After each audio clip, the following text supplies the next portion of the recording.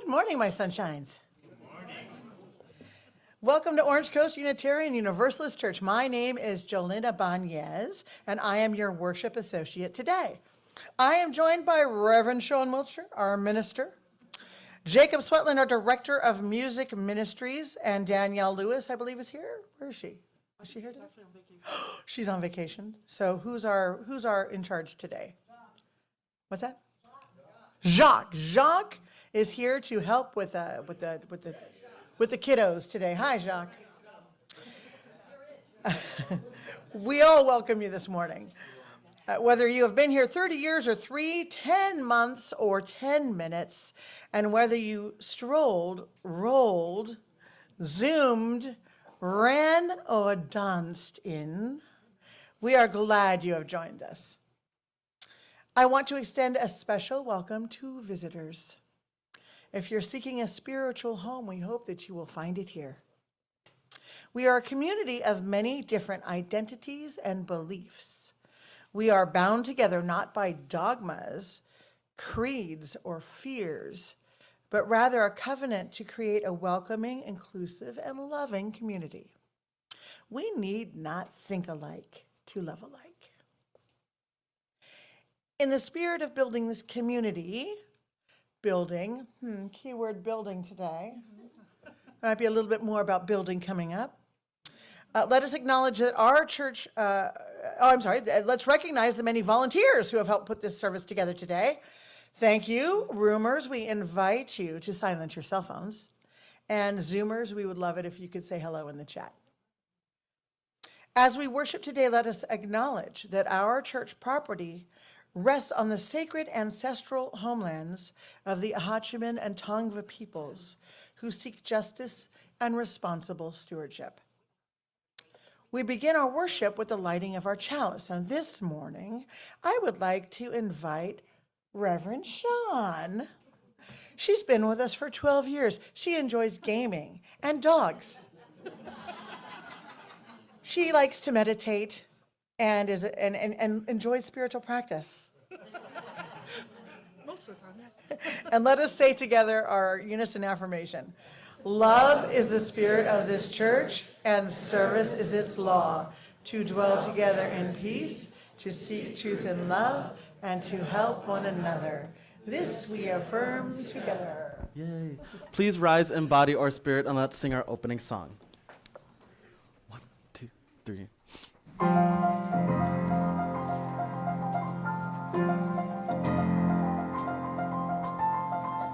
Morning has come, arise and greet the day.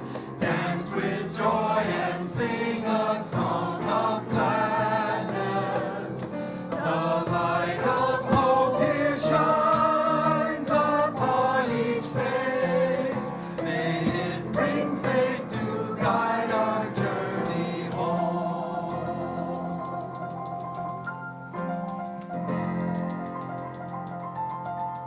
A new day dawns, once more the gift is given.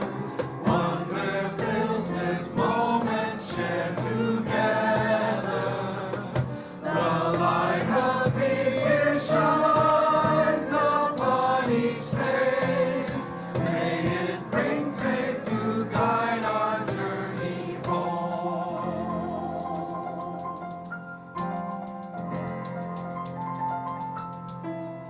Open your eyes to see that life abounds. Open hearts to welcome it among us. The light of love here shines upon each face. May it bring faith to guide our journey home.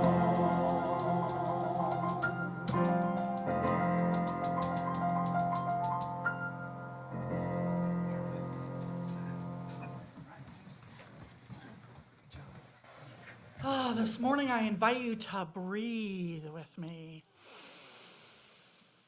Breathe with me. The breath of life. Inhale, inspire, inspiration. Ruach, Pneuma, Spiritus, the Holy Spirit, the many names for breath. Breathe with me and breathe. In each breath, we take in the molecules of air that were breathed by every person that ever lived. Breathe with me and breathe the breath of Jesus, of Moses, of Mohammed, of the Buddha. Breathe with me and know that we are all interdependent, that the Spirit of life throws through all of us. Breathe with me as we come together and worship. Breathe.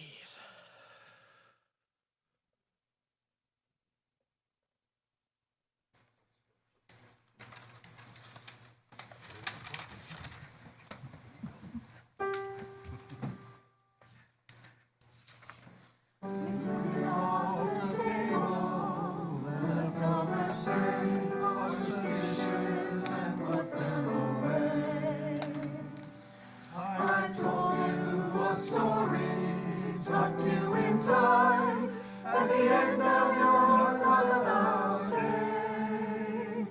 As the moon sets its sails to carry you to sleep over the midnight sea, I will sing you a song no one sang to me.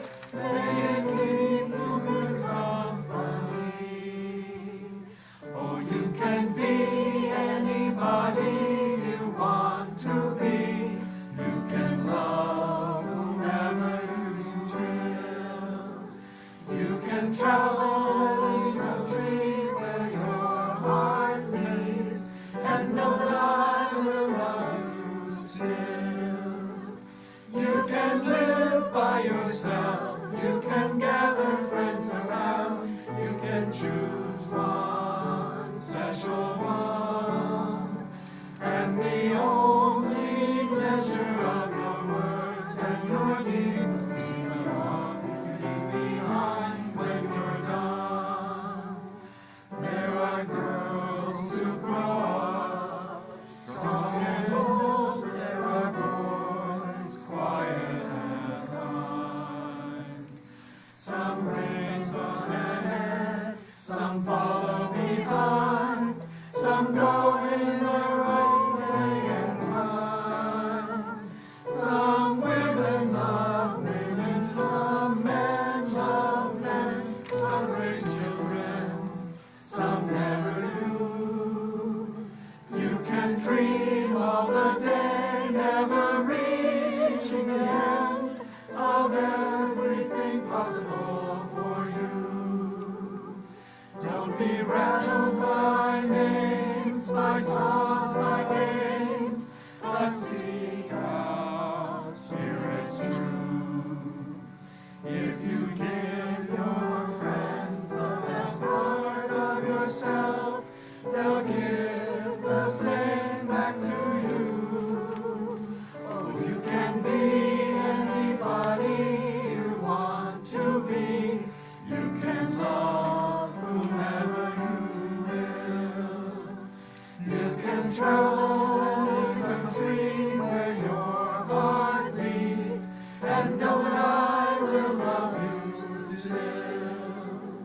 You can live by yourself. You can gather friends around. You can choose one special one, and the only measure of your words and your deeds will be the love you leave behind when you're done.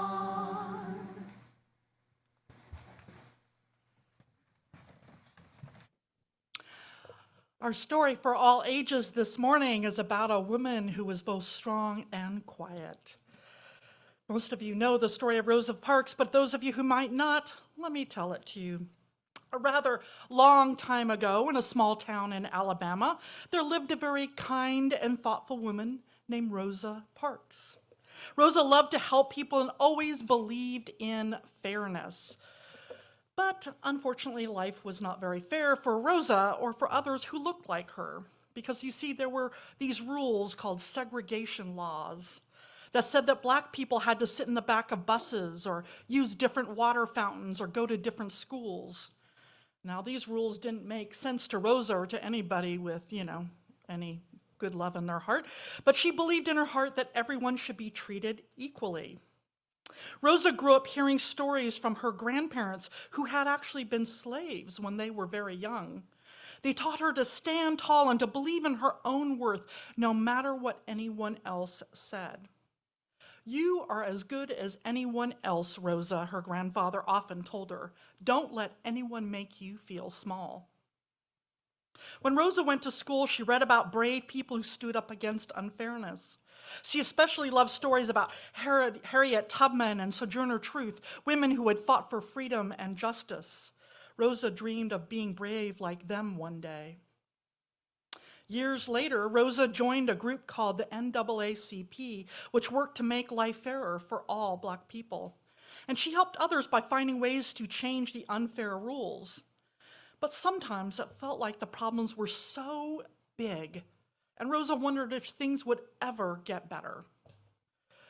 But you know what? On December 1st, 1955, 69, almost 70 years ago to this very day, on a chilly evening in the city of Alabama where she lived, Rosa was riding the bus home from work.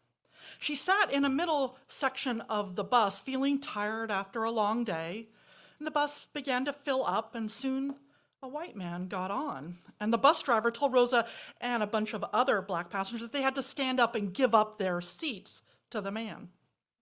But Rosa thought about her grandfather's words, "You're as good as anyone else." She thought about the brave people she'd read about and how they didn't back down. And she thought about the children in her community who deserved to grow up in a world where they didn't have to follow unfair rules. Rosa said, "No, I will not get up." Rosa's heart was beating really fast as the bus driver called the police. She knew she might get into trouble, but she also knew she was doing the right thing. When the police arrived and took her away, Rosa was scared but also really proud. And you know what? Her bravery inspired people all over the city of Montgomery to say, this is a really unfair law. And they stopped riding the buses in protest of this unfair rule. In fact, they refused to ride the bus for over a year. They helped each other with rides, or they walked to work. Rosa's small act of bravery had sparked a big movement for change. And eventually the city, who wasn't making any money on empty buses, decided that, okay, well, maybe we'll change the unfair law. But that one act inspired other unfair laws to be torn down, and eventually segregation was considered unlawful.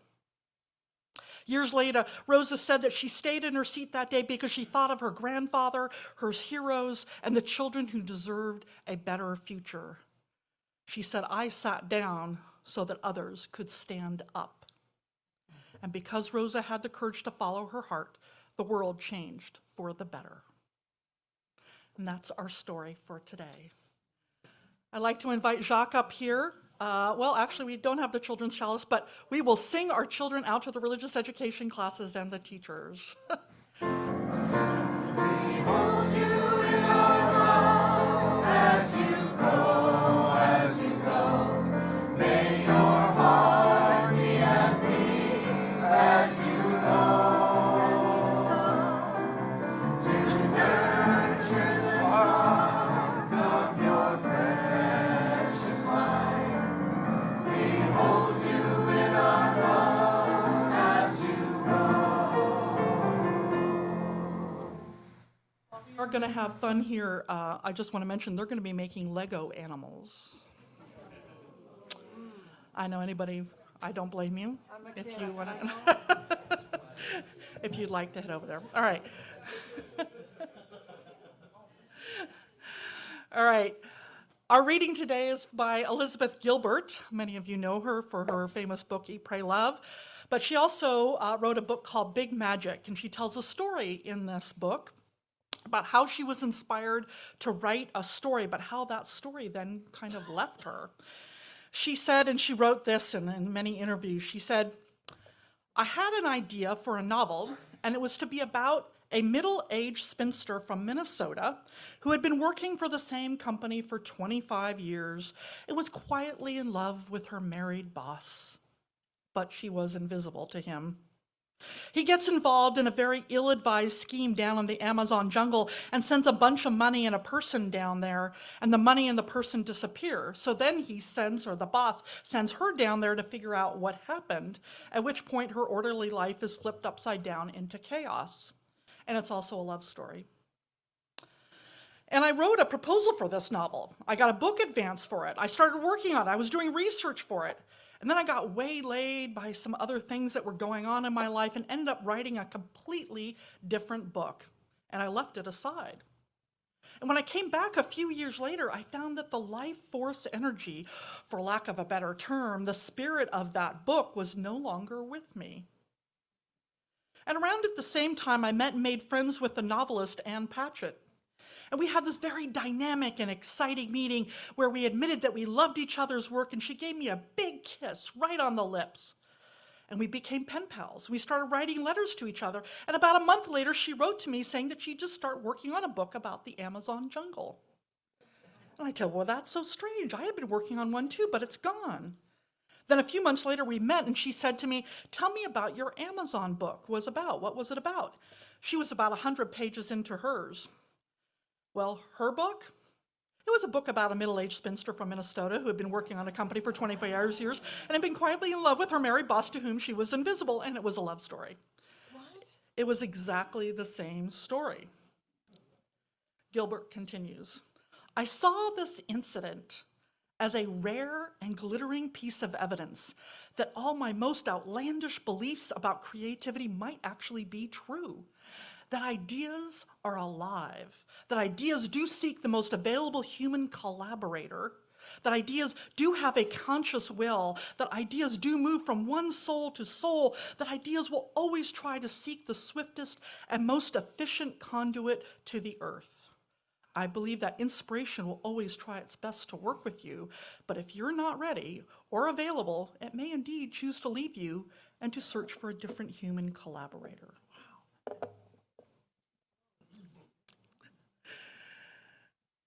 All right, I want to invite you into just a moment of meditation. I know it's a little bit of a woo-woo story for some of you. That's okay. I want to just invite you to take a couple of deep breaths. I invite you just to consider this idea. Do ideas or inspirations come and go from one person to another?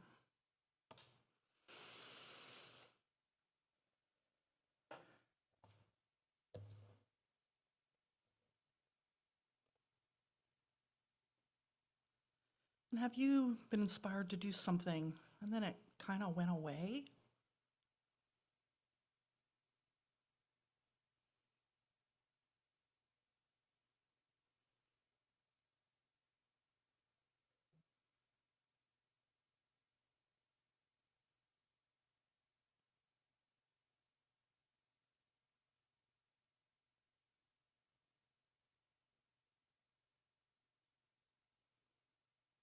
When you're ready, please join the choir and Jacob in singing.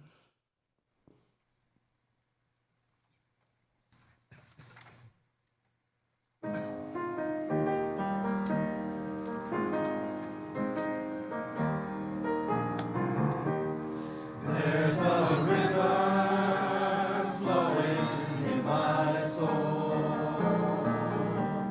There's a river flowing in my soul.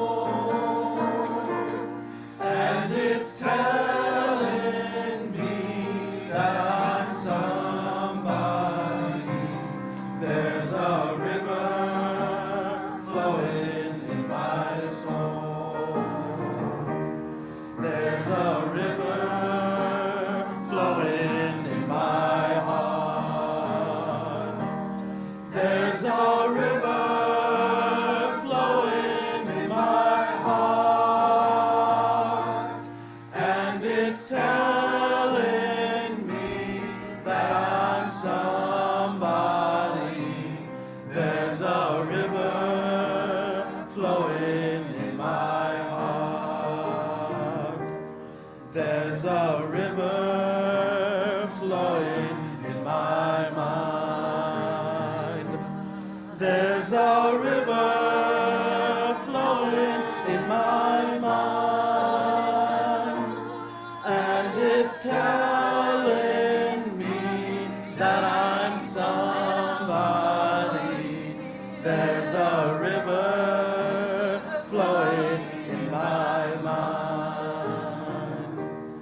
There's a river flowing. There's a river flowing. There's a river flowing. There's a river flowing. There's a river flowing. There's a river flowing. There's a river flowing in my soul.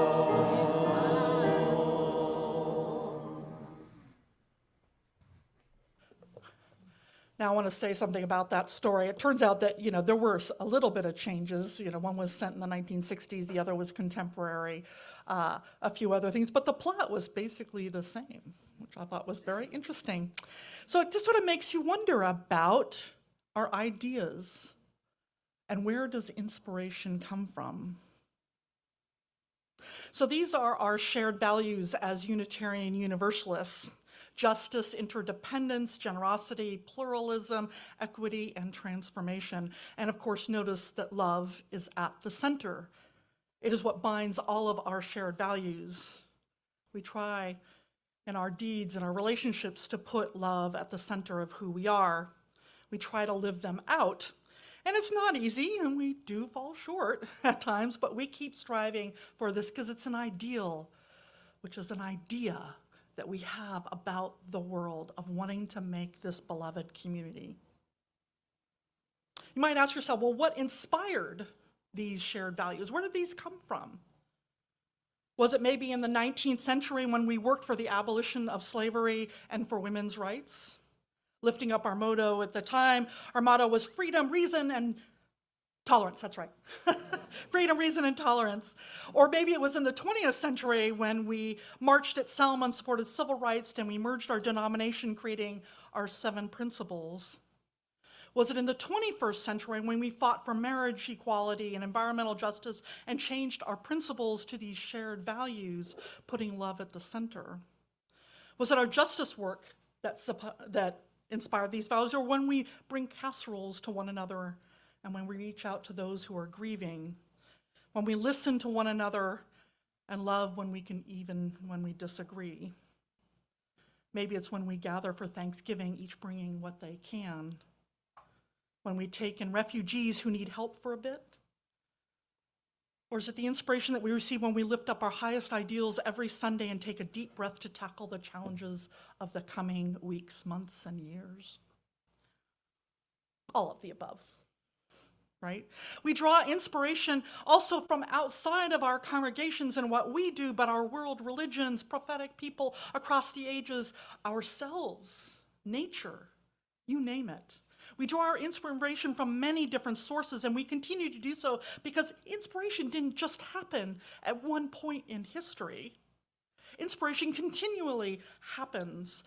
Inhale, inspire, inspiration, ruach pneuma, spiritus, breath.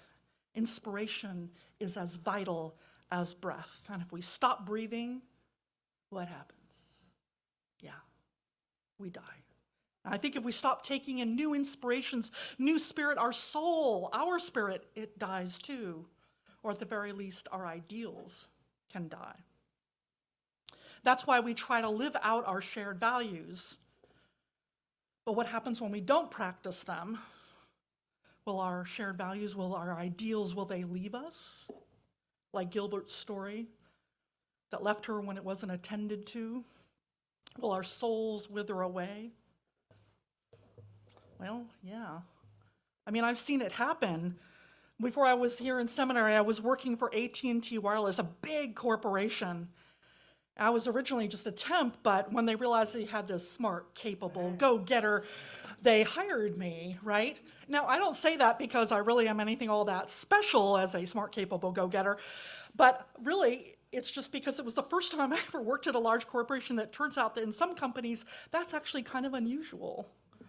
I was really surprised. I've been amazed at how many people just sort of clocked it in. I've been working for really fast companies, fast-moving companies for a long time, mostly small companies, right?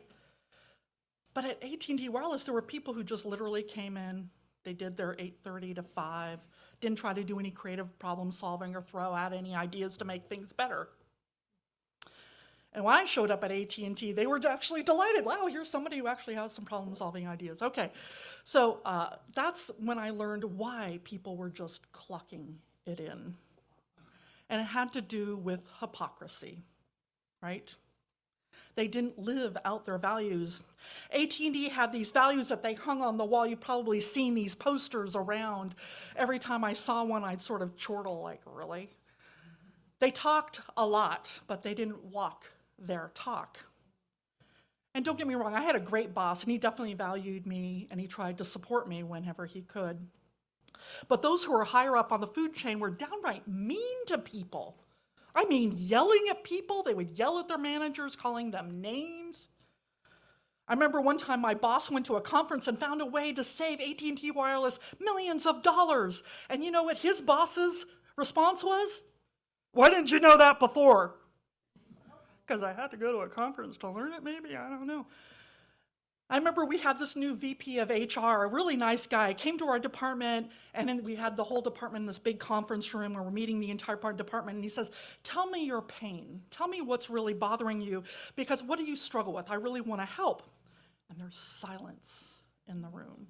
No one said anything, though I knew the biggest challenge we faced, so I actually spoke up. And I remember my boss's look. It was kind of like, don't do it. But I'm like, and I just, I said, yeah, we're having a problem with this database and why people aren't populating it and that kind of thing. And I remember that he started downplaying everything. Oh, but we're under control. We got it under control. He never liked to give any bad news to the upper higher ups because he was afraid he'd be fired or yelled at, right? But of course, trust and leadership at that time was completely gone, and people were afraid to speak up. Even when it was probably okay, this guy was really nice. I was like, it's totally fine. But it was kind of this strange type of oppression that was going on in the company, and it was a soul-crushing place for a lot of people, where people and their ideas were just stomped on. So no wonder people just phoned it in. And of course, there's a lesson here, right? Having values or ideals or dreams, these need to be lived out, even when it's hard, even when we're afraid, even when we get upset and angry. Because if we don't practice our values, our soul can get crushed. That's, that which makes us creative, smart, and a go-getter gets muffled down, right? I don't know if any of you have ever had that experience, right? Boy, it's hard. And I've seen our Unitarian Universalist denomination for the last, 5 years or so. It took kind of a beating the last few years around this. The desire for justice in the world can sometimes lead to self-righteousness and even shaming of others. I've had colleagues who felt oppressed, feeling like they could not ask questions or challenge ideas being put forth. But here's the thing, good people like this church hung in there. We kept practicing our shared values, putting love at the center, and gently and slowly and purposely we reinvigorated our denomination, creating these new shared values that we have to help us remember, right? Always put love at the center. Always love. Always we come back to that. And love has been at the center of our justice work, at the heart of our congregations, when we take care of one another, when we lift each other up instead of tearing each other down. And it is at the heart of the covenant when we say, love is the spirit of this church, right? Every Sunday when we light our chalice. And you wonder, what's a covenant? Well, a covenant is simply a promise. And don't worry, you don't promise in signing your first child away or anything like that. It's a promise of the heart. It's one that sometimes we break, but we continually call each other back into covenant. And that is putting love at the center, because we're human and sometimes we make mistakes and we need this reminder. Being in community is not always a barrel of laughs or a lovely Thanksgiving dinner like we had this last Thanksgiving here, 54 people in this room. Sometimes we disagree, or the minister says something that upsets you, like maybe a really weird woo-woo reading, I don't know, maybe. If you expect a perfect community, we will fall short. But if you expect a community that keeps trying, we will meet your expectations. Because being in community isn't about that one moment in time or even two. Community is like a covenant. It's a promise that we keep trying to build that beloved community even when we fall short. It's putting love at the center. And I believe that's what kept our Unitarian Universalist denomination together through some very tough years. And as many of you know, we're probably heading into another tough time, another 4 years of tough time, and we will need one another. We'll need to remember our values, and we will need to live them, practice them as best that we can. It is who we are, after all, if you remember. And it won't be the first time, or nor the last time, that we're called to remember who we are, to remember our values. Our theological ancestors had to remember too, like during the McCarthy era, when some of our ministers were called out as communists and even asked to report before the subcommittee on, un-American activities, I think it was called. And during the fight for women's rights, people like Katie Stanton, who was a Unitarian laywoman, fighting for that. During the LGBTQ rights. And we didn't always agree or were of one mind about these rights. Some people actually spoke up against them. Some people sitting in our pews didn't believe in them. They were few, but they were there. And through love, we changed hearts and minds. Kind of like us, Rosa Parks, whose famous seat took place 70 years ago, almost 70 years ago today. I had the math wrong earlier, it's 69 years. She grew inspiration from a lot of places, her grandparents, her community, the NAACP training, and the children she loved. And all of this gave her the courage to keep sitting. So what about you? Where do you draw inspiration? Where do you draw inspiration? And how are you an inspiration for others? How are you an inspiration for others? I want you to take a moment to think about this, to imagine that you, because you are the ancestors of those who will come after us. The theological ancestors maybe of our kids in our RE program, or those who will come in years to come from now. So let's do a little meditation here, all right? Again, take a deep breath, soften your eyes. Some deep breaths, and imagine this church. It's 50, 100 years from now. It's full of people, probably some people you don't know or not very well. It's thriving, it's full of life. They're still doing potlucks and coffee hour. But it's also encountered some challenges. And like many people here, people are anxious. Some are fearful or uncertain. What would you say to them when they face hard times? What would you say to them? What inspiration, what breath can you breathe into them to keep them going?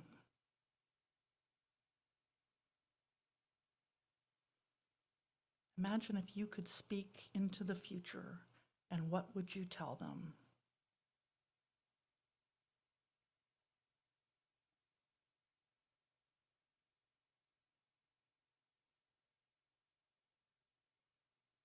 What would you tell them? Well, I'm going to give you an opportunity to do just that. Those of you on Zoom and here in this room, because you see we have this big piece of plywood over here that's going to be placed into our new sanctuary that we're building over here. And you get to write your message to the future in a word or a phrase or a sentence, something to remind them of who we are as Unitarian Universalists. So what I'd like you to do is, when Carrie is going to maybe play some soft music, I forgot to warn you about this, maybe the lovely hymn you just played or something like that softly. I'm going to invite you forward. You can write your message. You can also sign your name if you like next to your message, and this will live in the walls of our sanctuary. And perhaps these ideals and values then will never leave us. And Zoomers, of course, if you would like to write your word or phrase in the chat, Jolynn and I will make sure to write it on the board. So, all right. We're going to pull this table out, and I invite you to come forward one by one. We've got, I think, 8 people can fit around the table. And write your message to the future. I'm going to move our Zoom friends over this way so that no one accidentally hits it. Is that fair? Let's move this forward.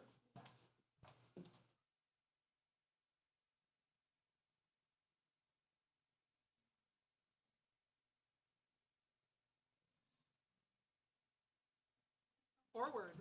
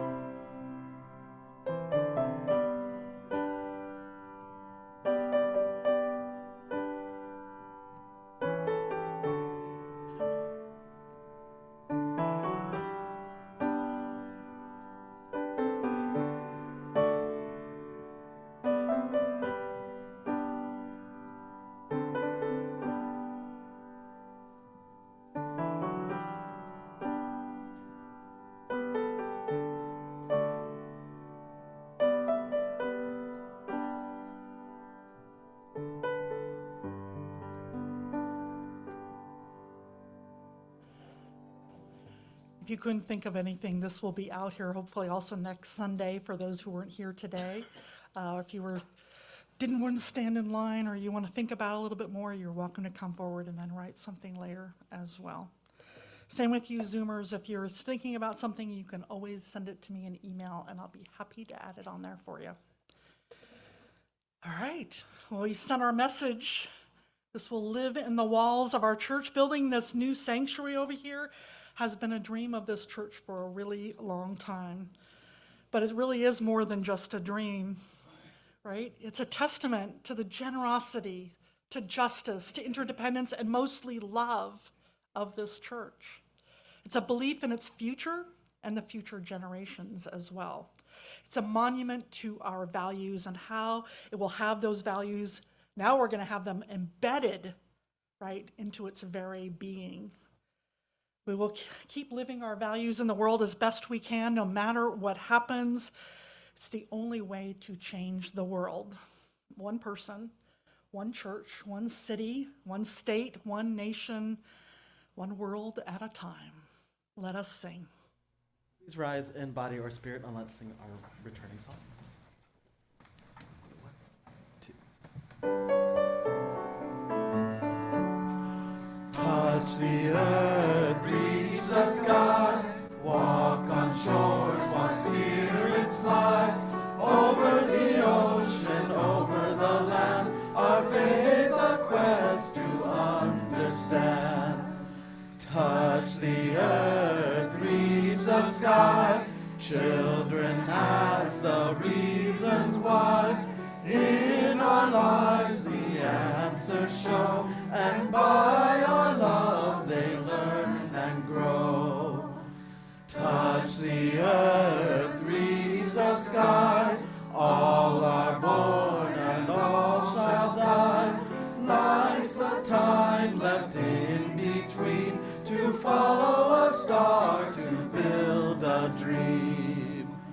Touch the earth, reach the sky, hug the laughter, feel the cry. May we see where we can give, for this is what it means to live. Touch the earth, reach the sky, soar with courage ever high, spirits joining as we fly, to touch the earth, to reach the sky.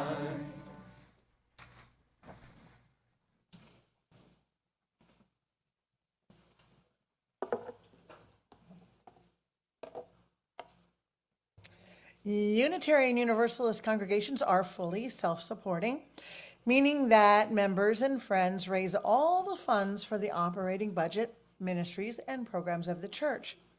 We are ever grateful for your gifts of time, treasure, and talent. OCUC amplifies that spirit of generosity by sharing one half of the plate that we receive with an organization that shares our values.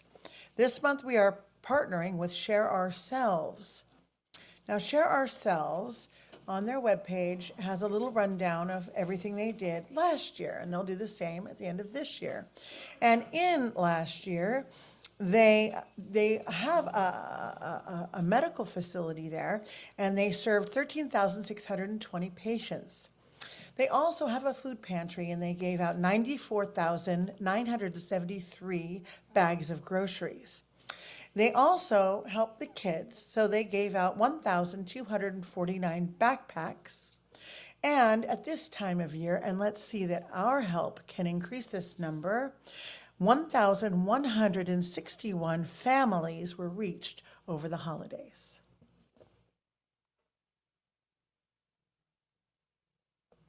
There are multiple ways in which you can support the church and this organization. You can mail a check, or you can go through our website, or you can use an app called Vanco Mobile. If you're a roomer, you can also simply put your money in the basket as it's passed. The choice is yours. All the information is on our website should you need it. As always, thank you for your generosity.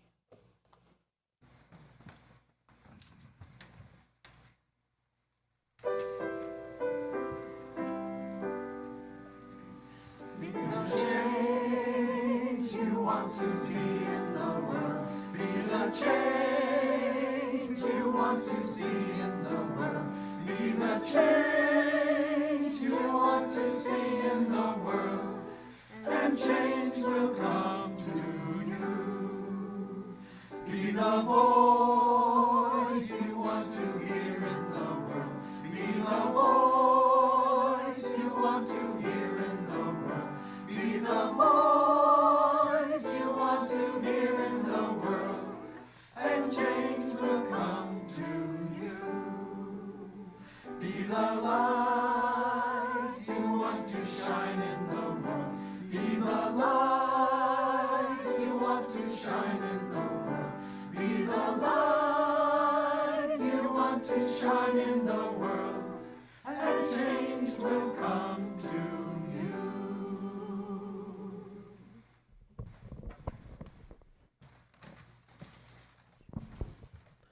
Please join us in singing We Gather Together, a song that puts our intentions into words and expresses the many gratitudes for the gifts that we share.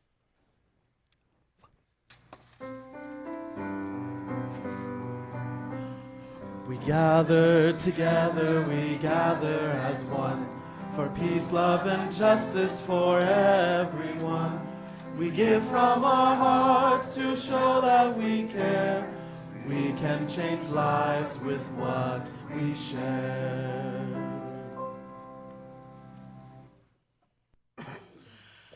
And now is that time when we honor the important events and people in our lives, and you're invited, one and all, member, friend, and visitor, to participate in this weekly ritual we call Joys and Sorrows.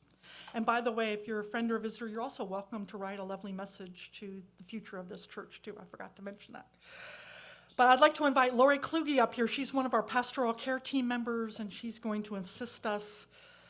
So if you were holding something in your heart today, something from the last days, weeks, or hours, something that maybe struck you at your core, you're invited to come forward and light a candle in honor of that.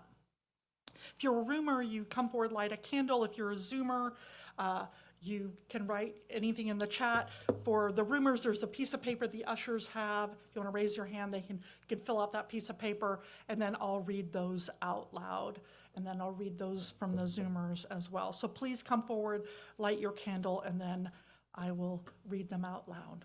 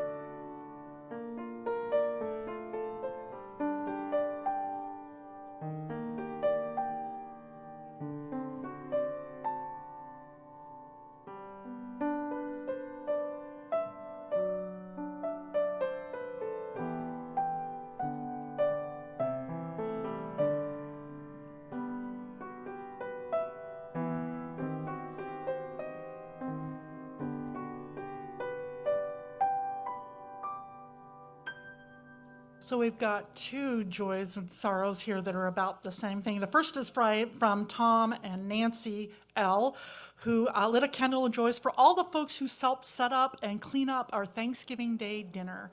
They had 55 people attending with good food, good friends, and a good time. Right on.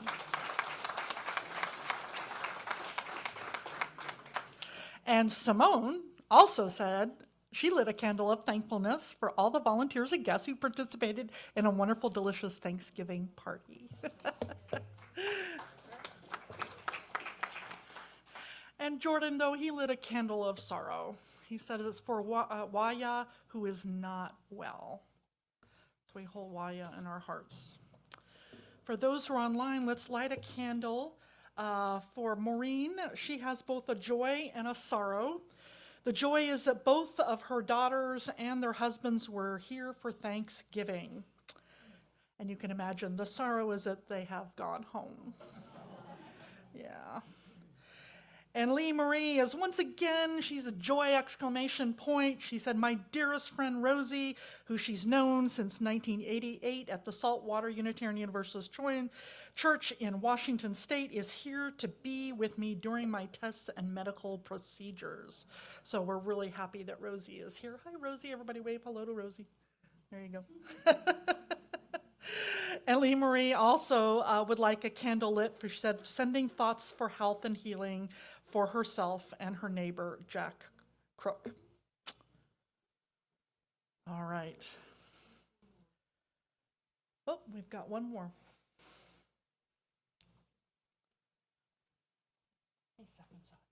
Okay. Oh, this is from Phyllis K. She lit a candle of joy. She said, or maybe you could light a candle of joy for Phyllis. She said, meeting my 1-year-old great-grandchild, Eliyahu, I love it. That is a cool name. Eliyahu for the first time, and big brother Akiva before they returned to Brooklyn. Right on. Great grandmother. Nice. That's awesome. All right, let us hold in joy, hold in love all the joys and celebrations and all the hurts and sadness, whether they were spoken or silent. Let our joys remind us to be thankful, our concerns remind us to hope, and our sorrows remind us to connect with one another. And let all these moments remind us that we are not alone. Please join Lori in a spirit of prayer.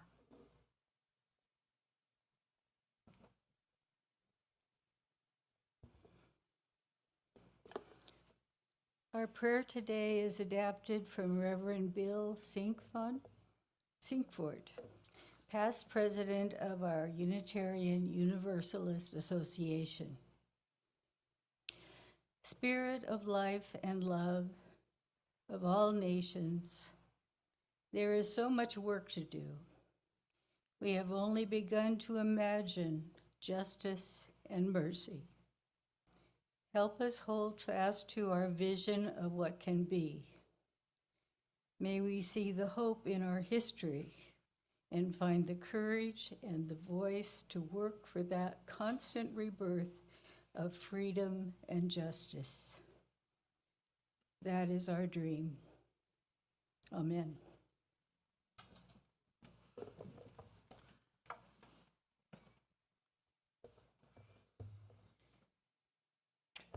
Thank you for joining us this morning. If you're a guest or a visitor or someone who hasn't been known to us, we invite you to become a part of this beloved community. If you would like to know more about our church, we invite you to either stop by the welcome table in the courtyard or contact us at hello@ocuc.org, and we will help you get connected. Zoomers are welcome to stay after and chat with one another online. We want everyone to feel a part of this beloved community.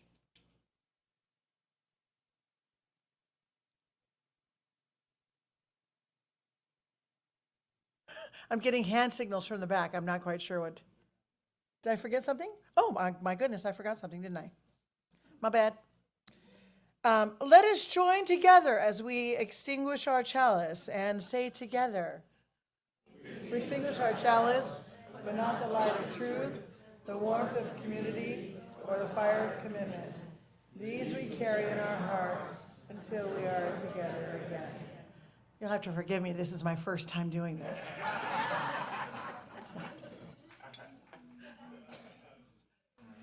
Okay, and then all of that other stuff happened. Yes? And please reach out, we'll help you get connected. Yeah? And different ways you can connect, or all these fun things you see up here, lots of things that are going on. I do want to mention that unfortunately our intern minister, Wendy, is out ill today. There is definitely something going around, I'm telling you. So we won't have the sermon discussion group after church, but there is also a nonfiction book group, and there's an atheist, humanist, agnostics group that's going to be in the Victoria Room and on Zoom. You can see all the other fun things that are happening. It's a great way to just get to know. If you're new to the church, like just going to one of these and getting to know people is a wonderful way to do that. We've also got the Share Ourselves, Adopt a Family going on. This is that time of year, like I think for Thanksgiving, part of Thanksgiving, where everybody was bringing in turkeys and all sorts of the fixins for turkeys to give those away. And now we're doing the Adopt a Family, and we've got 5 adults and 5 kids in this family. If you don't like to shop like me, you can also give a gift card and cash if you like. But we are collecting today and next Sunday for this family. Judith, you want to raise your hand? There she is in the back there. Black vest on. See her after the service if you'd like to contribute to helping make this Christmas wonderful for this family. So, all right. I invite you to be the change you want to see in the world, be the voice you want to hear in the world, and be the light you want to shine in the world. And then change will come to you. Oh, that's right. No, we do have one more announcement. I'm sorry. It is the first Sunday of every month. Jolynn and I are just on ball today, aren't we? Craig Sperry, who is our champion for the new construction of the new sanctuary, is going to give us an update. And then I'm going to blame the tryptophan. Okay, there you go. Great. Hi, everybody. So it's time for our monthly update on the construction next door. As you can see, it's getting more and more complete every week that goes by. Pardon me. The 24 trusses are all in place for the roof. So you'll see the 4th wall that was left off so they could put the trusses in first. They've done that. They've put the 4th wall in, and now they're starting to plywood. So you'll see the walls go up with plywood. This piece that we put our messages on this morning will be part of the building. So once we give it back to the builder, they'll put it in there in place. I do want to mention that we are reaching the end of the year, so you've probably you've received a bunch of requests from others for year-end appeals for money. We're going to make the same appeal. We still need more money, even though Tom did get up a few weeks ago and mentioned about the generous donation from San Diego. We're still not there yet. We're at a point now where we're trying to get as much as we can to make our mortgage as small as possible. So you'll be receiving a letter in the next week or so in your mailbox. If you're able, we would love more donations. If you've already donated, thank you. And if you have more to give, thank you for that. If you've not donated, we would love to have a donation from you. So if you need more information, I'm available, or anyone else on the construction committee or on the sanctuary committee. And with that, we'll go to our latest time-lapse video by Steve Morihiro. So enjoy.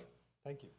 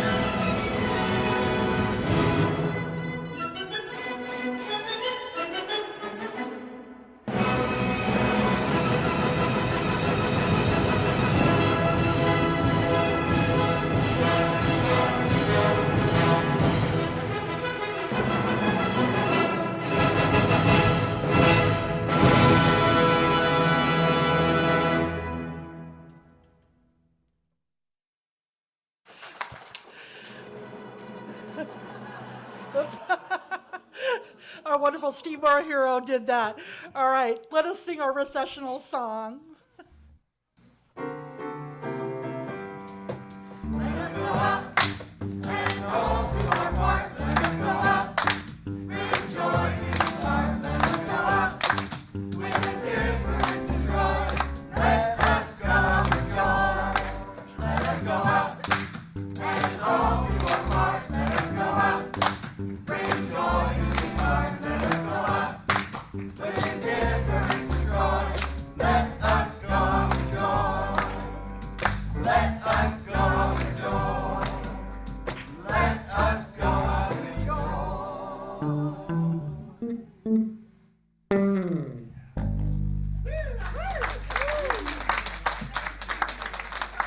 Our service continue.